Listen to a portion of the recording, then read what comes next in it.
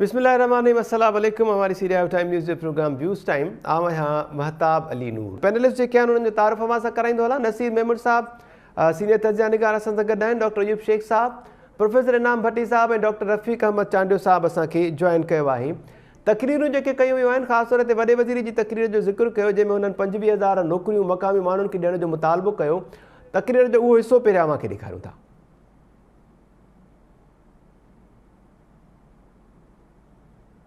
नौकरियां आपको लोकल्स को देनी चाहिए। जो हैदराबाद से लेके सक्खर तक इस रोड पे काम होगा उस पे सब एम्प्लॉयमेंट लोकल्स की होनी चाहिए। जी नाज़रीन, समूरियूं जेके नौकरियूं आहिनि उहे मक़ामी जेके माण्हू आहिनि उन्हनि खे ॾिनी वञनि। उन सां गॾु गॾु जेको राशिद महमूद सुमरो ख़िताब कयो, धालियल राज में वाध थी रही आहे, पुलिस भी गैर महफूज़ बणियल आहे, उन ख़िताब जो भी कुछ हिस्सो अव्हांखे ॾेखारियूं था। मैं उनकी मौजूदगी में एक बात आपके नोटिस में लाना चाहता हूं कि सिंध में डाकू राज उरूज पर है और हर आए दिन अगवाए बराए तावान की वारदातें हो रही हैं। सिंध पुलिस को मजीद हथियार, जदीद हथियार दिए जाएं। जनाब वजीर आजम साहब, मैं एक तीसरी बात आपके गोश गुजार करना चाहूँगा। सैयद खुर्शीद अहमद शाह साहब, मैं उनके सेहत याबी के लिए दुआ गो हूँ। अल्लाह तबारक व तआला उनको सेहत कामिला, आजिला, मुस्तमिर्रा, दाइमा अता फरमाए। एक कमेटी बनाई गई है नए सूबों की तश्कील के लिए। शायद पंजाब का ये मुतालबा हो, शायद खैबर पख्तूनख्वा और बलूचिस्तान का ये मुतालबा हो, लेकिन सिंध के आवाम किसी सूरत अपने सूबे में नया सूबा नहीं देखना चाहते। सिंध के आवाम नए सूबे को मुस्तरद करते हैं। जमीयत उलमा इस्लाम ऐसे किसी इक़दाम की जो है इजाज़त नहीं देगी जिस इक़दाम से सिंध तकसीम हो।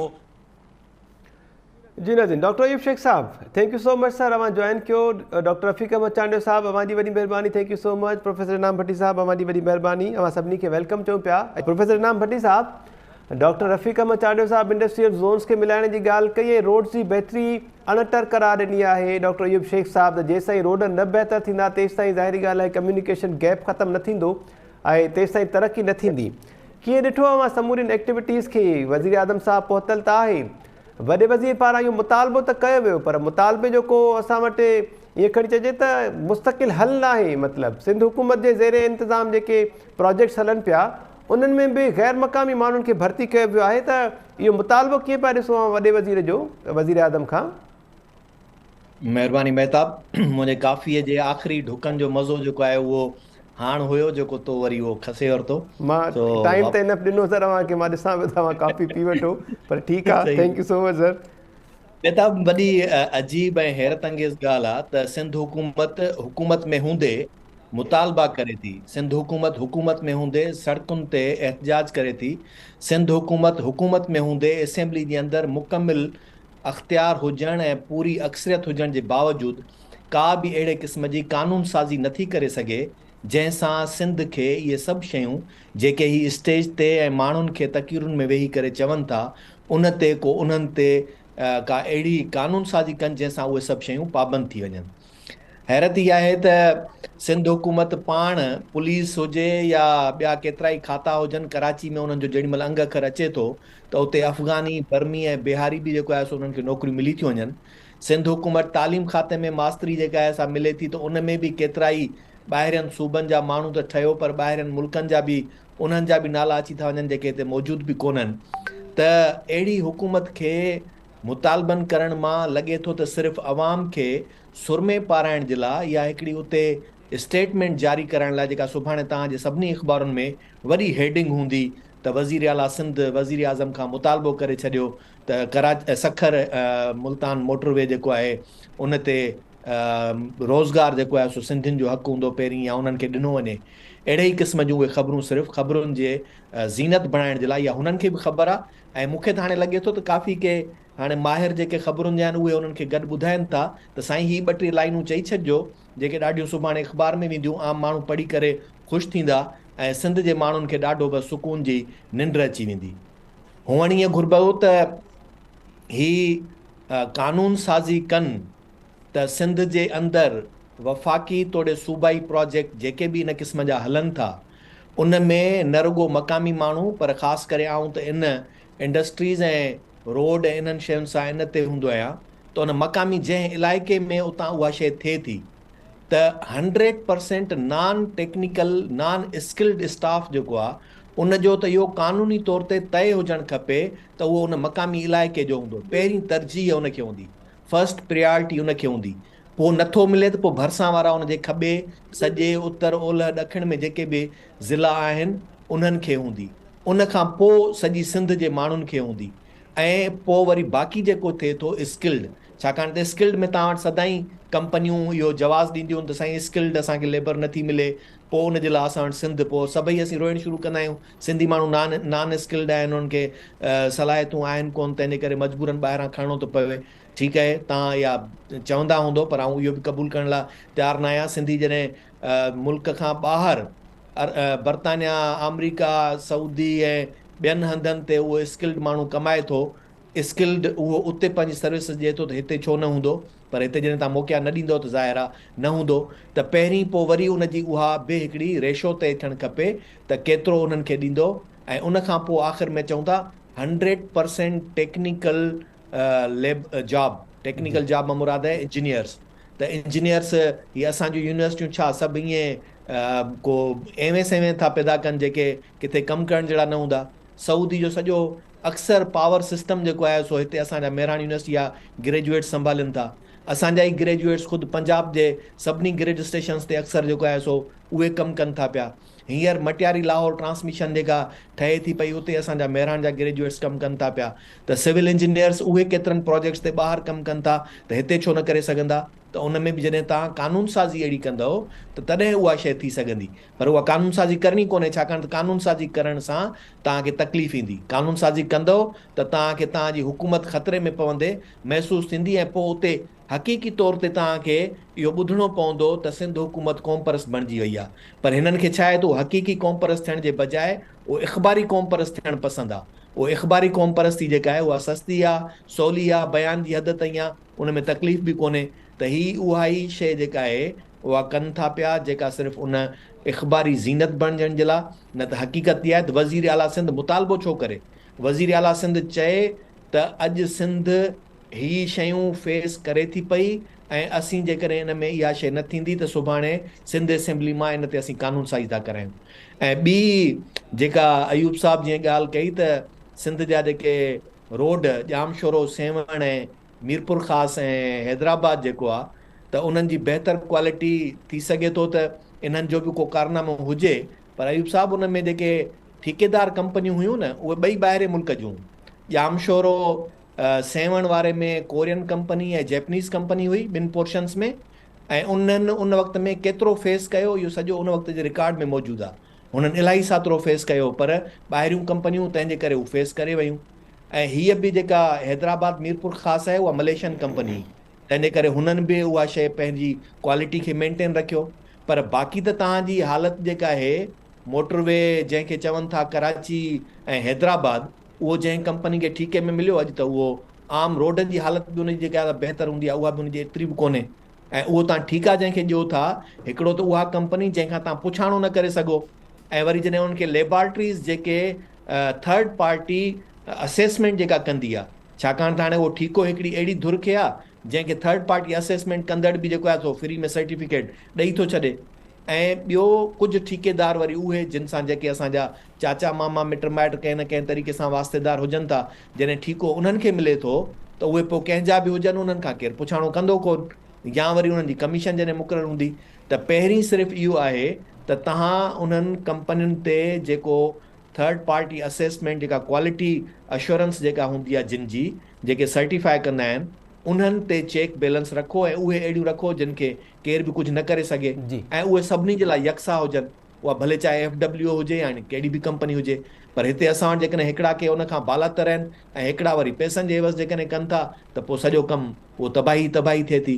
त आउं सम्झां थो मोटरवे यकीनी तौर ते जेको सखर खां मुल्तान ताईं आहे उन जी त जेका आहे असां सूरत हाल नज़र अचे थी पई त बहितर आहे। हिन वक़्त ताईं त उहो ईअं ई लॻे थो त जहिड़ा पंजाब जा मोटरवेज़ आहिनि ओड़ो ई आहे, पर जेको हाणे हैदराबाद सखर ताईं ठहंदो उनजी ख़बर न आहे त सूरत हाल छा हूंदी, छाकाणि अञा कमु थियण खां पहिरीं जेके निशानियूं नज़र आयूं त उन्हनि निशानियुनि मां त ईअं थो लॻे त अञा मस्जिद जुड़ी कोन्हे, अंधनि ज़ोर भरियो आहे, त उन्हनि जिन अंधनि अॻ में ई उते लुटमार करे छॾी, त हाणे जॾहिं उहो कमु शुरू थींदो त उन ते छा थो थिए, उन ते त वरी वधीक अलाह ई मालिक आहे। पर आउं सम्झां थो जी। त सिंध हुकूमत खे हर लिहाज़ खां इन्हनि शयुनि जी मालिकी करणु खपे ऐं उहा क़ानूनी तौर ते करणु खपे। जीअं रफ़ीक चयो त हींअर त ख़बर न आहे उहे मुआदा केतिरा कीअं थी विया आहिनि, पर जॾहिं तव्हां उहो कॉन्ट्रैक्ट अलाट कयो था, उन कॉन्ट्रैक्ट जे अलाट करण वक़्तु उन में इहे शयूं हुजणु खपनि त इन जी एम्प्लॉयमेंट कीअं हूंदी, कंहिं वटि हूंदी ऐं कंहिंखे ॾींदो।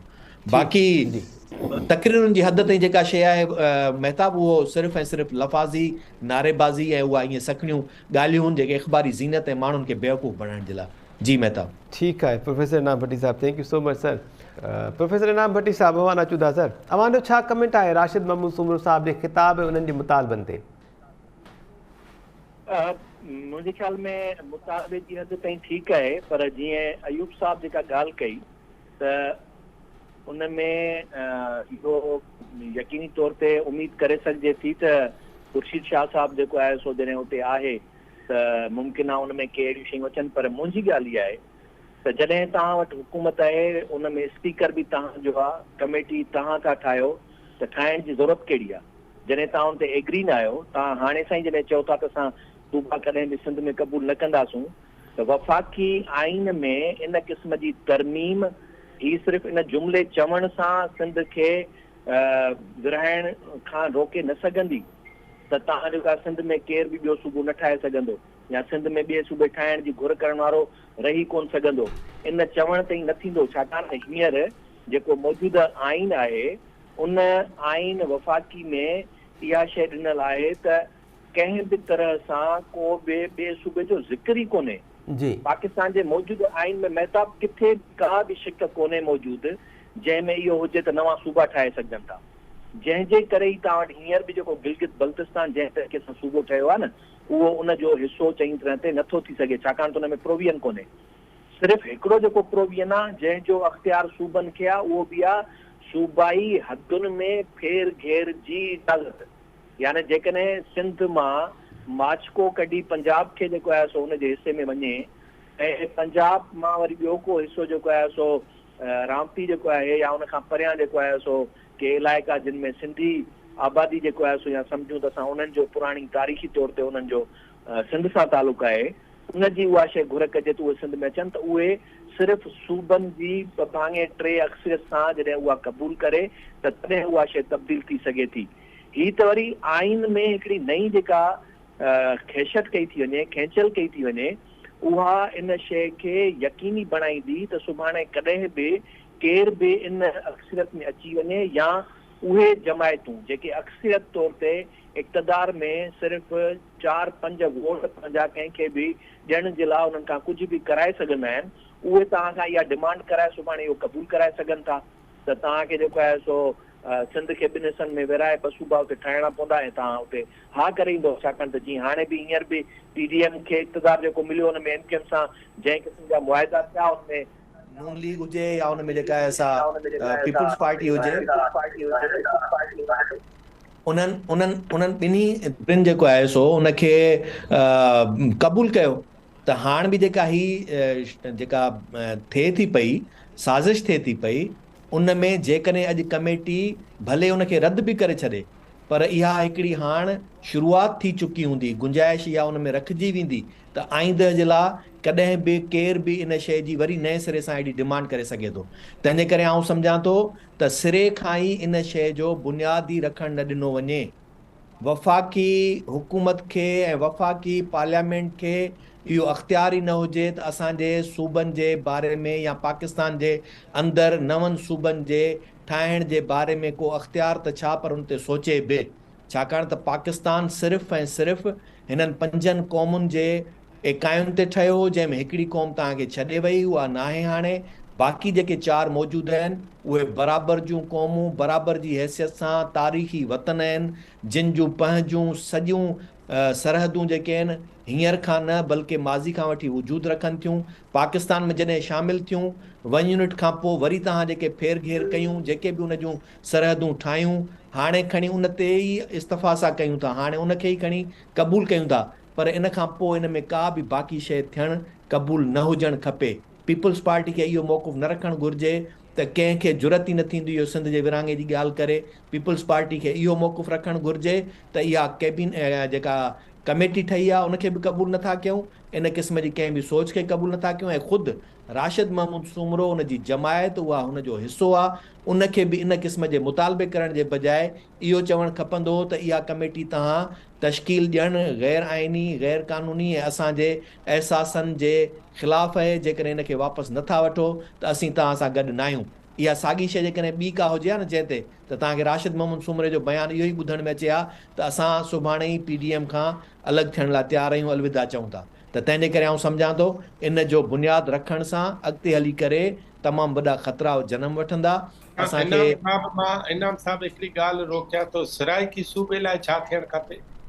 असांजो हुन सां तालुक़ु न आहे, उहो हुननि जो पंजाब जे अंदरि जेकॾहिं पंजाब असेंबली में 2 भाङे 3 सां वञी करे ठाहिनि था त वञी ठहिराइनि।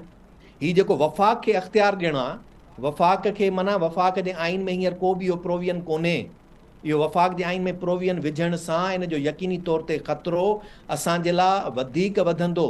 तंहिंजे करे आउं त चवां इहो उन्हनि जे सूबे जो मसइलो आहे, वञी करे कनि था त कनि, असांखे एतिराज़ु कोन्हे। बिल्कुलु इनाम साहब मां हिन में कुझु एड कयां। डॉक्टर यूब शेख साहब अवां जी इजाज़त सां ज़मीर घुमरो साहब सीनियर कानूनदान आहिनि, बैरिस्टर साहब ऐं शाह बोसो साहब, उन्हनि चवणो त आइन में त नवनि सूबनि जो कुझु ज़िक्र या का गुंजाइश ई न आहे, पर इंतिज़ामी यूनिट्स बि जेकॾहिं अवां ठाहिणु चाहियो कंहिं सूबे में त पोइ उन सूबे जी असेंबली जेका आहे 2/3 मेजॉरिटीअ सां उन जो अप्रूवल ॾींदी ऐं पोइ ईअं थी सघे थो त पंजाब असेंबलीअ मां इन ते कमु थी सघे थो सराइकी सूबे जे लाइ। उहो बि हिकिड़ो जीअं खणी चइजे त इंतिज़ामी यूनिट तौरु उनखे उहो ठाहे सघनि था। अयूब शेख साहब इहो ई महताब मूं चयो पिए त उहो इंतिज़ाम, पहिरीं ॻाल्हि त असांजो सूबो इंतिज़ामी यूनिट कोन्हे। पंजाब खे जेकॾहिं लॻे थो त पंजाब तमामु वॾो आहे, उनखे इंतिज़ामी तौर ते 2 हिसनि में विरहाइणु चाहिनि था त भले वञी करे विरहाइनि, इहो उन्हनि खे जेको आहे सो अख़्तियार आहे। असांजूं अखियूं थधियूं वरी पाण में गठजोड़ कनि, खीर खंड थियनि। बाक़ी ही असांजे बुनियाद ते इहा जेका सियासत कनि था, जंहिंमें भले खणी अॼु जेकॾहिं चवनि त भई इहो सिर्फ़ु अंदरूनी खाना, मूंखे इहा बि ख़बर पई आहे त अंदरूनी खाना पीपल्स पार्टी किथे ईअं बि चए थी त सिर्फ़ु साउथ पंजाब में पॉलिटिकल गेम चेंज करण जे लाइ ही शइ हींअर कई पई वञे, पर सिंध में सुवाल ई पैदा नथो थिए जो असीं सिंध खे उहा त माज़ी में सर नून लीग बि कई, PTI बि कई, पर अमल दरामद थियो। अयूब शेख साहब लास्ट में हींअर पीपल्स पार्टी करे पई, हींअर पीपल्स पार्टी अहमद महमूद शाह, गीलानी साहब ऐं जहांगीर तरीन ईंदड़ इलेक्शंस में इन ई जेको आहे सो बुनियाद ते साउथ पंजाब में इलेक्शंस कैंपेन हलाइण जे लाइ मूव कंदा। ठीक है professor Inam Bhatti sahab, thank you so much. Doctor Rafiq Ahmed Chandio sahab, thank you so much, अवां जी वॾी महिरबानी। नसीर मेमन साहब असांखे जॉइन कयो, अवां जी वॾी महिरबानी। नाज़रीन, सिंध में वज़ीर आज़म शहबाज शरीफ़ M6 मोटरवे जेको मेगा मनसूबो आहे उनजो अॼु इफ़्तिताह कयो आहे। वॾे वज़ीर मक़ामी माण्हुनि खे 25,000 समूरियूं नौकरियूं जेके इन रिथा सां सिलाड़ियल आहिनि उहे ॾियण जो मुतालबो कयो। ऐं अॼोकी इन इफ़्तिताही तक़रीब दौरान राशिद महमूद सूमरो सिंध जी जेके हालतूं आहिनि उन ते बि थोरी घणी ॻाल्हि ॿोल कई। उन्हनि जो चवणो त सिंध में धाड़े राज वधे पियो, पुलिस खे एम्पावर करण जे लाइ वफ़ाक़ किरदारु अदा करे ऐं पुलिस खे जदीद हथियार फ़राहम करे। नए सूबे जे हवाले सां बि ॻाल्हि ॿोल थी आहे, जिते राशिद महमूद सूमरो साहब त काफ़ी तनक़ीद कई ऐं उन्हनि जो चवणो त सिंधवासी जेके आहिनि उहे नए सूबे खे कंहिं बि रीति क़बूल न कंदा। वॾो वज़ीर सैयद मुराद अली शाह साहब बि तक़रीब में मौजूदु हुआ ऐं ख़ुर्शीद अहमद शाह साहब बि मौजूदु हुआ। वॾे वज़ीर सैयद मुराद अली शाह कुझु ॾींहं अॻु ई इन समूरे मामले ते पंहिंजो मौक़िफ़ जेको आहे उहो वाज़े करे छॾियो हो, पर ख़ुर्शीद अहमद शाह साहब तोड़े जो ते मौजूदु बि हुआ, पर उन्हनि हिन मामले ते का बि ॻाल्हि ॿोल न कई ऐं पंहिंजो को मौक़िफ़ पेश न कयो। अॼु के प्रोग्राम में इन ई मामले ते ॻाल्हि ॿोल थी। ईंदड़ प्रोग्राम ते ॾींदा इजाज़त। अल्लाह निगहबान।